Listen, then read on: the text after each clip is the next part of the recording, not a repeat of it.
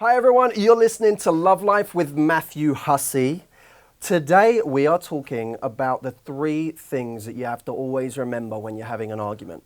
This actually, I have to say, is really close to my heart as a subject because, well, firstly, from personal experience, I know that there are so many times in my life where I have had an argument with someone and just wished afterwards I knew how to deal with that better, either because I know that somewhere in the argument I got annihilated, or somewhere in the argument I end up really hurting someone else. And I think the really sad and tragic part about arguments is it's the people that we actually care about the most that we end up hurting the most and doing damage to. And sometimes that damage lasts a very long time and is extremely difficult to reverse. It's amazing how tough it can be to reverse something that you said in a heated moment that took 2 seconds to say, and now you live with the consequences of that in your relationship, especially after everything's all good again and the argument has passed.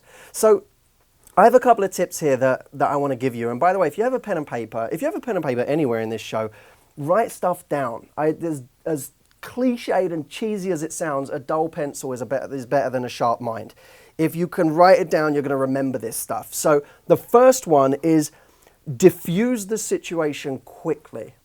Now, there's a kind of idea in arguments that sometimes you need to take time. Sometimes you need to take time away. You need to walk away and you need to go into a different room, or you need to leave for a day or 2 and then come back and revisit the argument. Now, I think in some cases that allows people to not vent in an extremely hypersensitive way, and for that reason can be the lesser of 2 evils. I do, however, think that if it's at all possible for you to do so, diffuse it now. That should always be your motto. How do I diffuse this now instead of walking away from the situation? Because, of course, remember, when you walk away, people's imaginations run wild. That's when people start wondering, what's he thinking? What's she thinking? What are they off doing right now? Is it getting worse? They start thinking of all the other ways they're angry at you. Diffusing it quickly, diffusing it now allows you to move past the situation. And let me give you an example of this. I think a very common thing that happens in couples is they're walking down the street and someone gets kind of offended because they catch their partner looking at someone else for too long. You know, they see their partner's wandering eye and they feel offended by that. Now, of course, what happens in this situation? Well, firstly, they don't speak up. So now they go the whole day being irritable because they remember that moment and they say, in their mind, they're going, I can't believe they did that in front of me. That was so offensive. I can't believe they're looking at other people. You feel jealous, you feel hurt, but you don't say anything. That person senses that you're cold and says, why are you being cold? And of course, you in your prideful state say, I'm not being cold. There's nothing wrong. I'm not being cold. And they sense that you're cold anyway, so now they feel shut out from you. So what do? They get cold. They begin to shut down. So now you're both not enjoying your day because you're both shut down over this tiny little issue and you're not talking about it.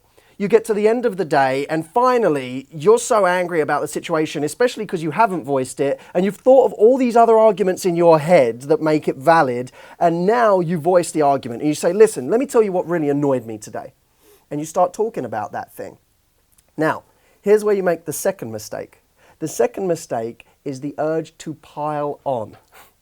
So instead of focusing on the one issue that's actually at hand, i.e. that person glanced at someone else for a second more than you were comfortable with, you now pile it on. So you say, and I remember, and it's just like that time 4 weeks ago where you stood there talking to that person for 20 minutes, even though I was there with you.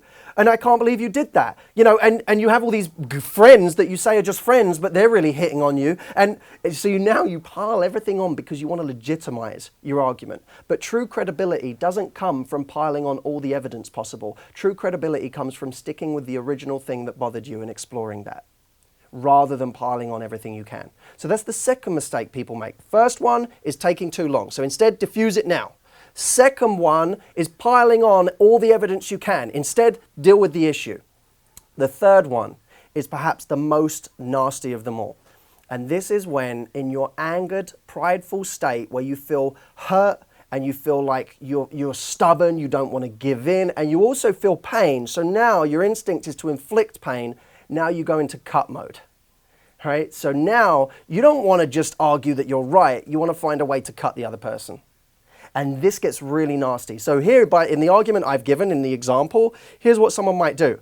And by the way, You think that I couldn't do the exact same thing if I wanted to? You think I couldn't look at someone else? You think people aren't looking at me all the time? Just the other day, someone hit on me, and you might tell a story that's kind of nasty to tell because you want to feel important again. But what you're really doing is trying to cut someone else, right? If I can cut them and show that, by the way, what's the reason we want to cut someone? We want to cut someone because we want to see if it affects them. Because if it affects them, we'll feel important again. Ah, I know I can hurt them now. Thank God I feel worthy, right? Which is a twisted way of thinking about it, but it's true and it happens a lot. The problem is when you cut someone, at that point, it becomes something that's hard to reverse.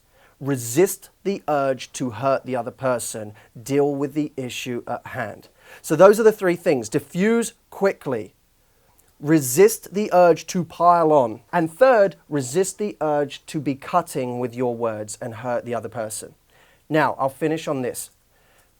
It's not noble once you've hurt someone and made them cry and really done them damage. It's not noble at that point to go, oh my God, I feel bad now, and then go and apologize and say, I'm so sorry, I didn't mean to do all that to you. Because at that point, the damage is done. Let me tell you what's really brave and noble.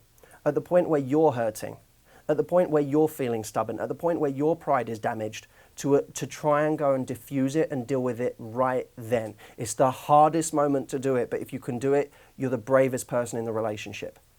So that's it for today. Take care, my friends.